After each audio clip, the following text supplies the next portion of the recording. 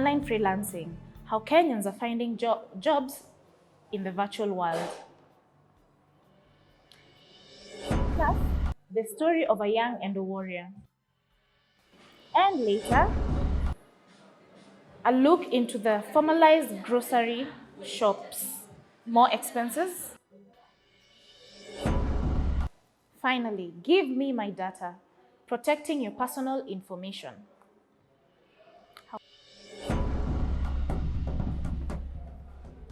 Live from Tune TV station, my name is Norah Michael. Thank you for joining us both locally and internationally. You're welcome to engage with us via my Twitter handle at Norah Michael and Facebook at Norah Kanesa.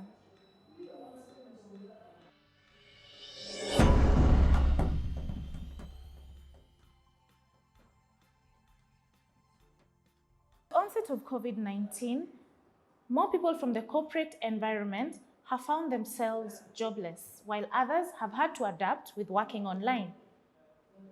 Online freelancing has become the go-to place for Kenyans to earn a living.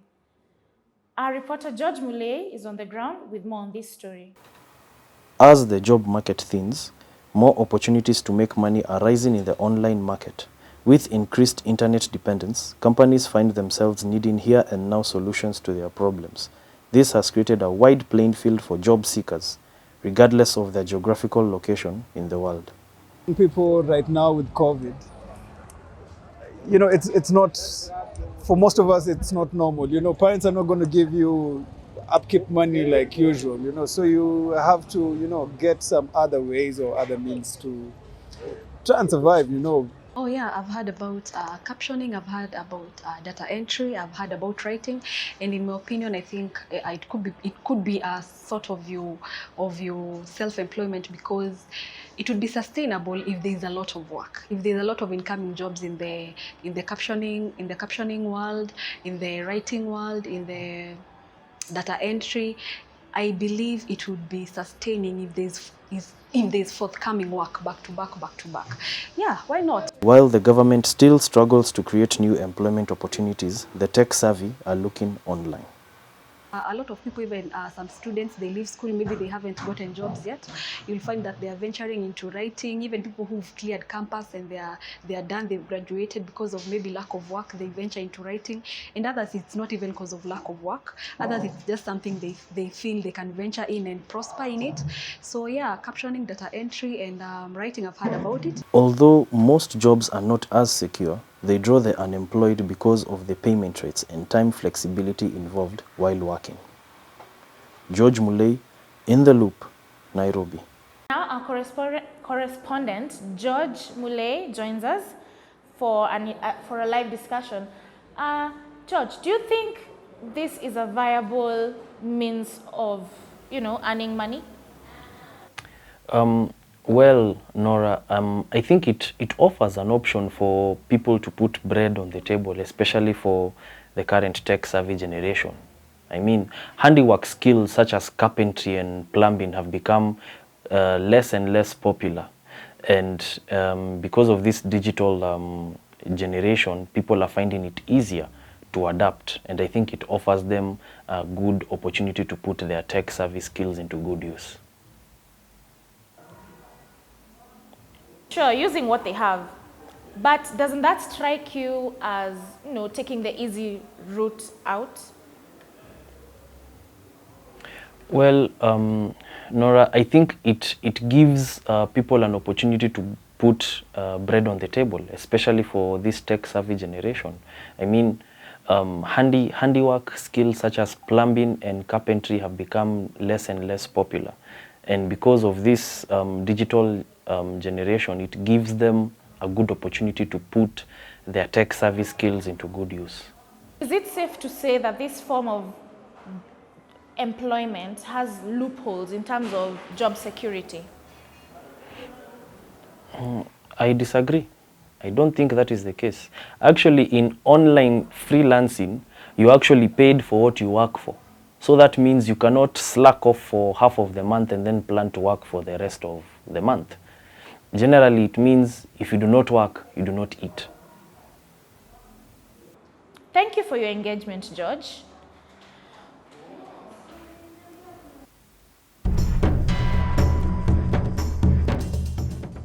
With me is Van David, a captioning and transcription freelancer in Kenya. Thank you for joining us, Van. Hi, Norah. Thank you for having me.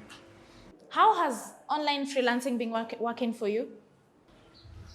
I did some jobs straight out of high school. I wanted a job to keep busy.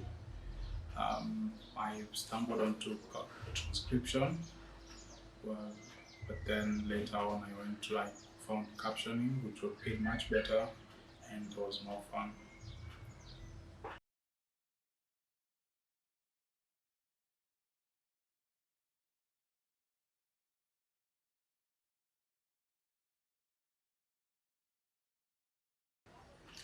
Um, I'm able to pay my bills. I'm able to meet my basic needs. I'm also able to raise a young family.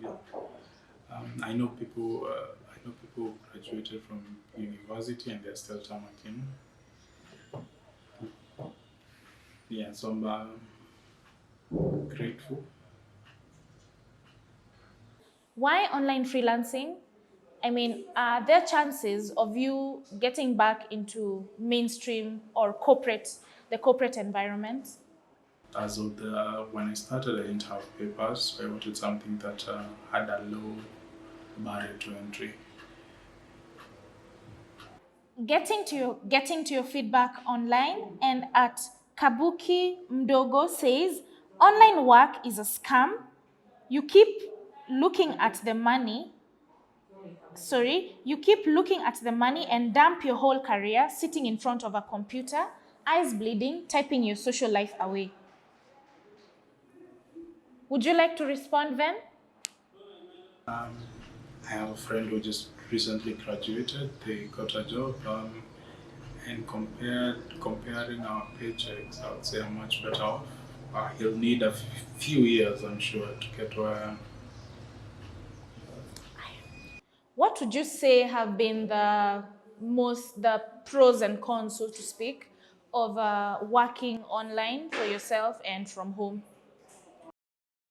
Um, Captioning is a skill-based career, so you need to keep your standards up.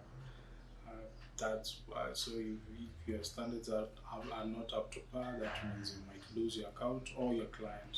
So you need, so you need to keep your skills fresh and up to date, and you need to do good work. Thank you so much for joining us, Ven. It's been a pleasure having you on our show. Glad to be here. Approximately 176 women in the world are affected by endometriosis.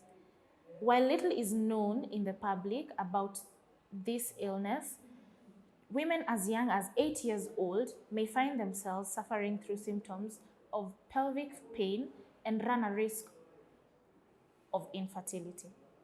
Endometriosis is a very misunderstood medical condition.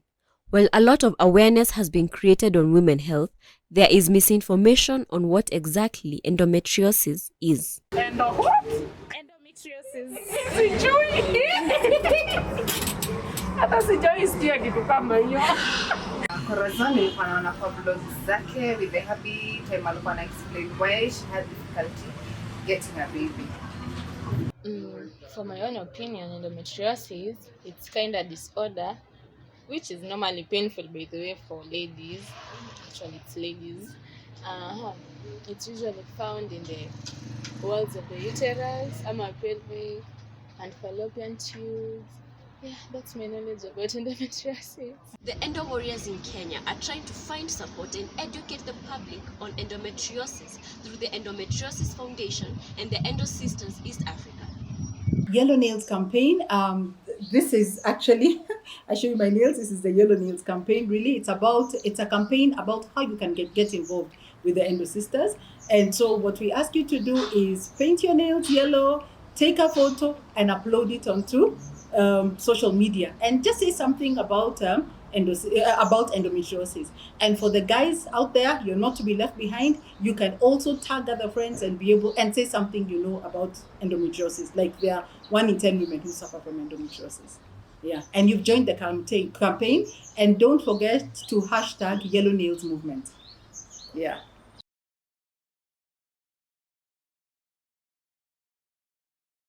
Joining us now is Marilyn Gwala, an endo warrior and a student from Daystar University. Marilyn, welcome to our show. Sound is ready.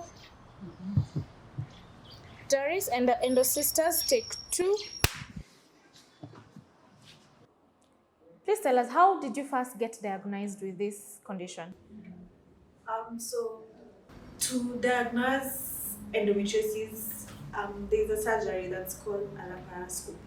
You cannot diagnose endometriosis via donating, or is it blood transfusion? That thing, yeah. Via blood or via scan. You have to be done for a surgery that's called laparoscopy. So yes, I was done for a surgery in 2017, laparoscopy, and that's when they diagnosed me with endometriosis stage 1. And what do your peers and other people around you, what have you had people say? As I mentioned, the methods of diagnosis, laparoscopic surgery is What I can say is that people really don't know about it. Not many people know about it. And even if they know about it, they only know the basic things, that it's an abnormal thing.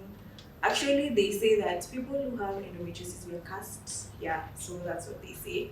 Others tell us that our grandparents did not, like, they did not pour libations when we were born. I think there are so many things behind it. But it's scientific because doctors have been struggling. Personally, I've gone to so many gynecologists, and no gynecologist will tell you have endometriosis. Because before I was diagnosed, I was told I have hormonal imbalance. Some doctor actually told me I have an STI. Yeah. I was also told I'm pregnant. Yes, I was told I'm pregnant. Yes, yeah. I was told I'm pregnant. So it's actually very funny because these doctors, they're not very serious about our health.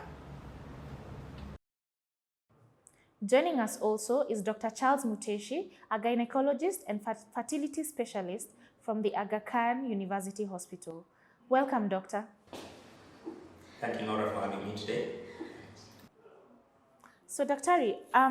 Please explain to us what exactly endometriosis is and how it could affect a patient on a day-to-day basis. So the commonest misconception is that period pains have been normalized, and when girls suffer period pains, they will talk to their peers or others who are older, and they say, well, it's just normal to have pain.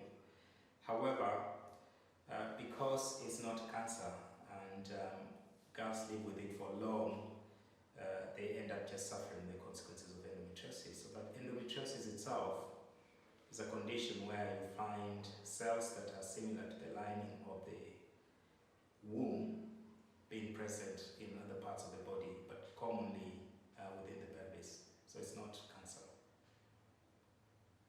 On the issue of diagnosis, Marilyn says she had to undergo laparoscopy. Could you please explain that to us? Ideally, the best way to diagnose endometriosis is to do an operation called laparoscopy, where we look around and see cells that are abnormal, take a sample of those and send to the lab for analysis. There might be other indirect ways in which we can make a diagnosis, and it depends on the examination. So if you visit a doctor's office and they check you, they may place something called a speculum in the birth canal and look. You might see cells that look like endometriosis, and we can also make that diagnosis by doing an ultrasound scan, and you may find perhaps a cyst within the ovary. We call that endometrioma, or basically just scarring where organs are stuck to each other. And if you're experienced enough and you have the knowledge, you can tell. However, those require very high skill and knowledge. About pain management, can the pills cause infertility? We've seen in some cases, people say the pills cause infertility. Is there any truth to this?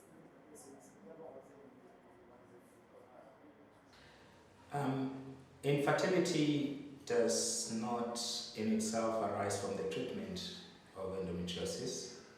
However, if you take the pill, which is commonly also the contraceptive pill, you are unlikely to get pregnant because that's a contraceptive, but your fertility would return after the pill duration has been completed.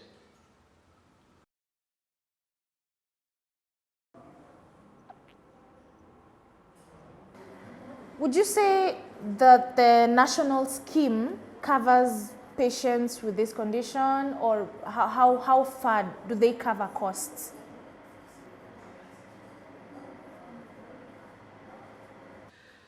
Yes, in the country, we do have the national health scheme, and it doesn't in itself differentiate between different conditions that are covered, except, of course, something like dialysis or cancer treatment.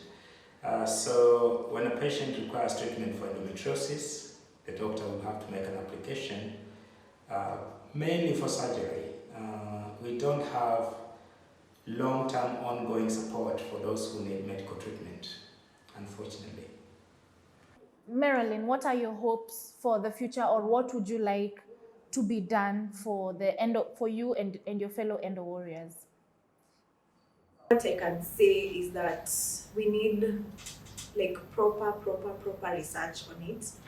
We haven't found any medication, like proper medication. We are just managed, and by being managed, I mean we are being managed by contraceptives, which are not good for us, with medicine, over-the-counter painkillers, very strong painkillers that I can't give a painkiller to someone who has my painkiller, I can't give it to someone who has a headache because it's very strong.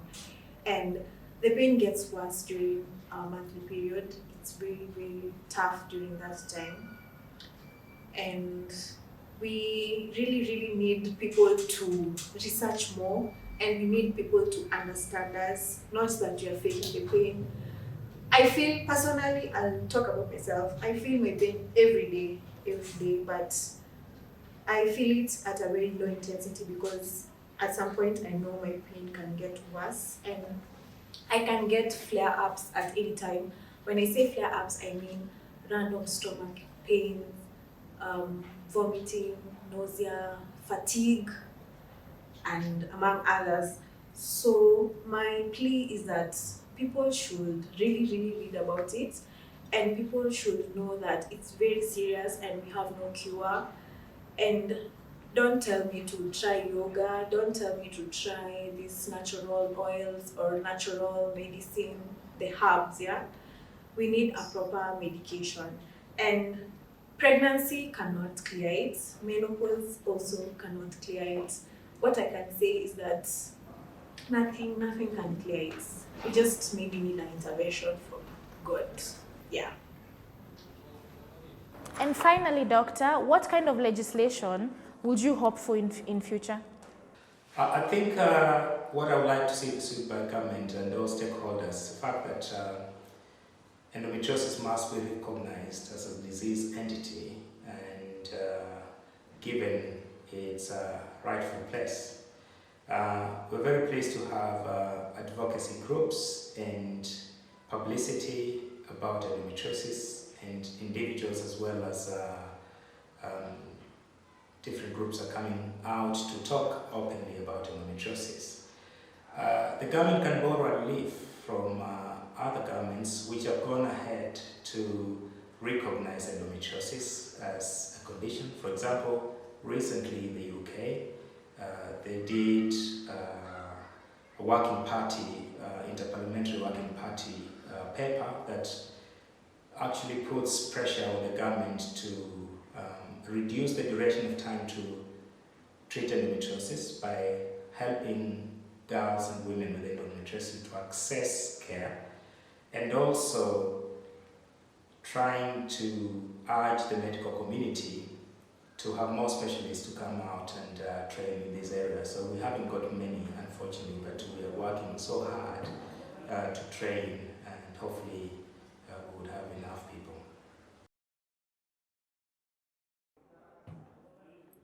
Thank you, Dr. Charles, for joining us, and thank you, Marilyn. It's been a pleasure having you both. Thank you very much for having me, Norah, and it's been my pleasure. Thank you so much for having me, and you're welcome anytime.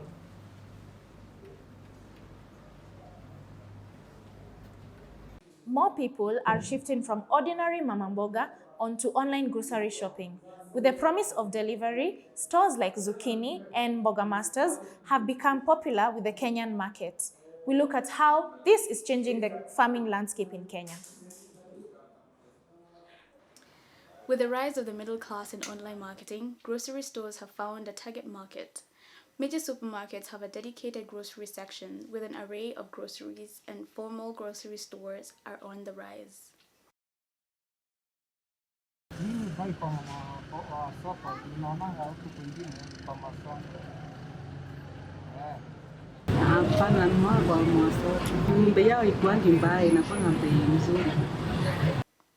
The onset of the COVID-19 pandemic has encouraged the growth of formal markets, which offer fast delivery and limited physical contact.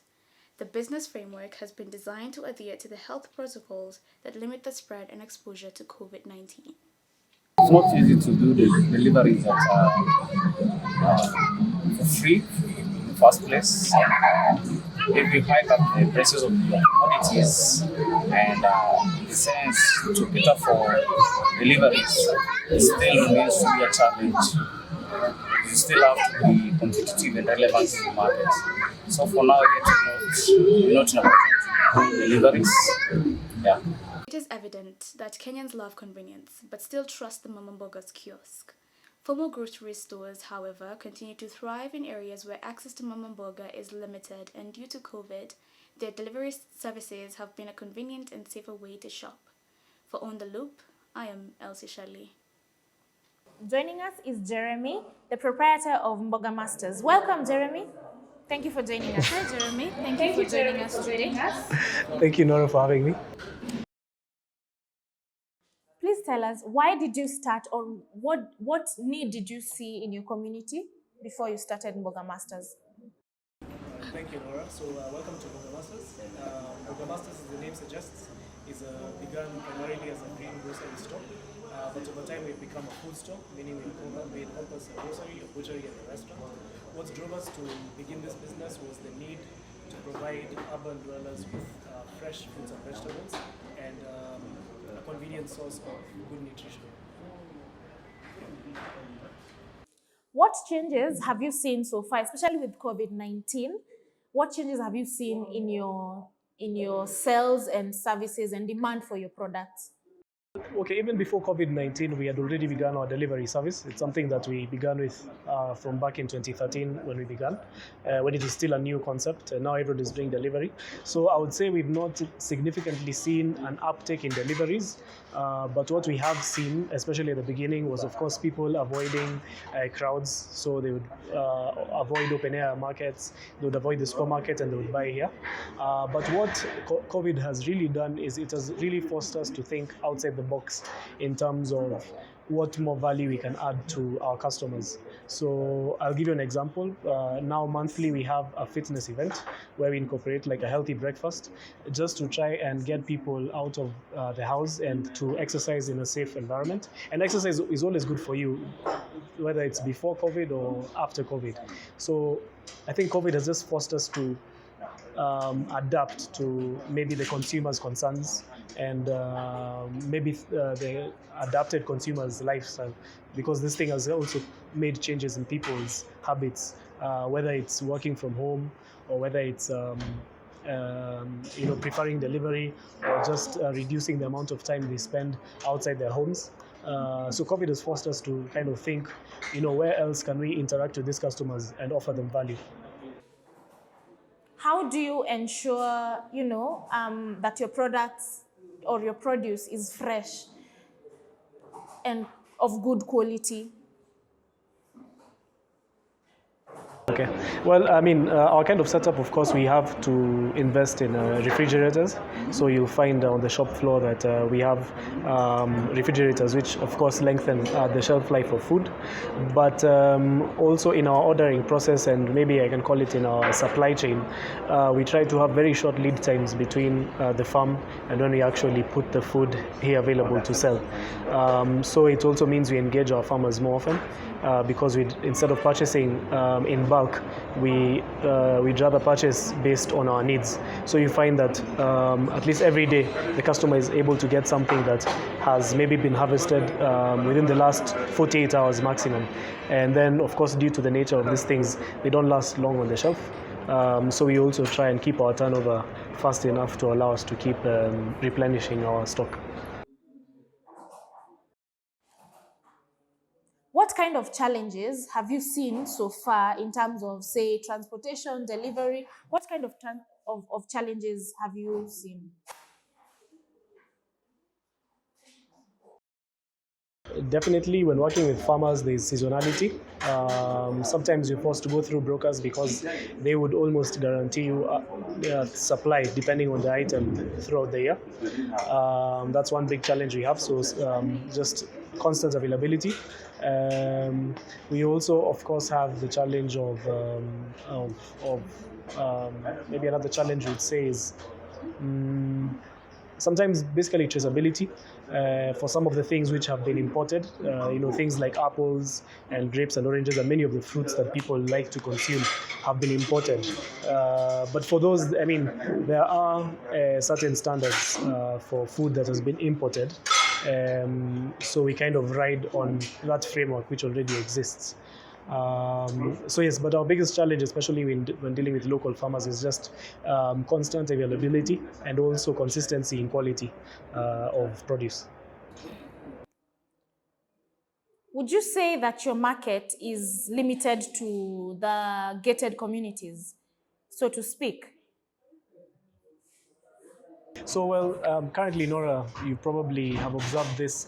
There's a big need for nutritional information. We've seen a lot of cases in the rise of lifestyle diseases and other kinds of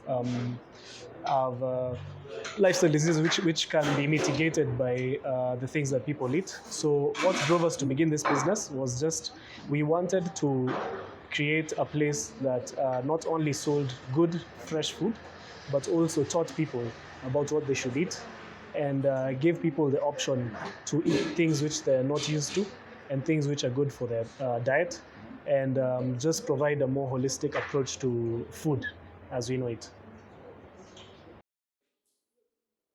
Is Mama Mboga still your competitor, would you say? Okay. So for us, Norah, we focus on the modern customer. So we provide services which maybe the Mama Mbogas are not able to provide, such as delivery. One big one, of course, is we also do, we give a lot of nutritional advice. From the setup of the store, like I mentioned, we are grocery, butchery, and restaurant. We are able to not only provide you with something new to your diet, for example, broccoli, but in our restaurant, you're also able to experience that same thing. So we give you a whole kind of view of food, not only selling it to you, but telling you about it, telling you what you can pair it with, and even allowing you to actually sample that food before you take it home to cook for your family. Thank you so much. I don't know if there's anything else you'd like to add. Maybe what are your hopes for the future in the marketplace? Yeah. So our hopes, as I've said, I think COVID has really just shown us that we have to always innovate and think ahead. And so we're hoping in the future, regardless of how Corona goes or whether it's here to stay, we will really be looking, like I said, to interact with customers at a more deeper level. So not just providing food and not just providing information, but kind of just encouraging a kind of healthy lifestyle and tapping into that need that people have to find safe food, to learn about healthy ways of living, because healthy living is beyond food. It's not only in food, and I think that is now where we would be going in future. We still have our hopes of opening different branches and providing this kind of service to different neighborhoods in and around Nairobi. Thank you so much for your time and for being with us today. Thank you, Norah. Glad to have been here. Resourceful, resilient Kenyans discovered opportunities in the disruption brought about by the global pandemic. I was in catering. COVID-19 affected our life. Our jobs completely closed. Groceries and catering, they are not far much apart. So now I had to think of something that will complement the catering.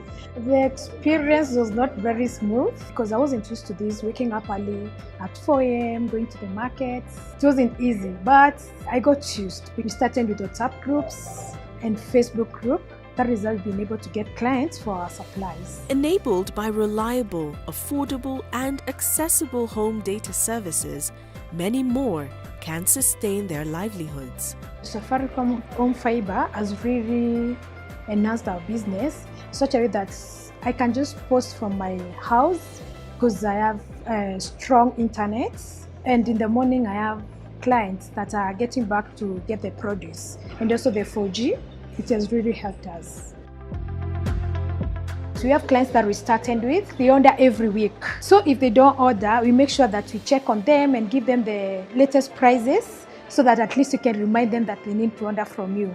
Maybe like when they order, you can throw in something that they have not bought before, and then the next time they will buy the produce. Most of the farmers, they have partnered with us. When I post my produce, they come on or inbox and ask me, are you able to buy this product? They have been able to get us through online. It's like we've made a rapport with the farmers. COVID-19 has really shaped the online business in Kenya because not everyone is able to leave their houses to go to the markets, to go to the shops to buy what they need. So they prefer the online deliveries, whereby they'll just order and you deliver to their houses. Wana prefer Paite Farm Fresh online shopping. Sababu hii COVID ninaona ni kazi ngumu kwenda huko kwa soko. Mahali kuna congestion ya watu, saa nyingine unakosa ile kitu unataka. Ukienda online kwa Facebook naweza pata fruits pale. Kuna aina yote ya vegetables, hata cereals siko. Unaweza kuona ile kitu unataka, ile kitu hakuna, and then you pick na wanaweza kukudeliver kwa haraka zaidi. Unaletewa tu na motorbike. We are using cashless payments. Most of my clients, they pay via M-Pesa. We have a till number called the Farm Fresh. Mostly when we deliver, we give them an invoice and then now they pay via M-Pesa. I am for you.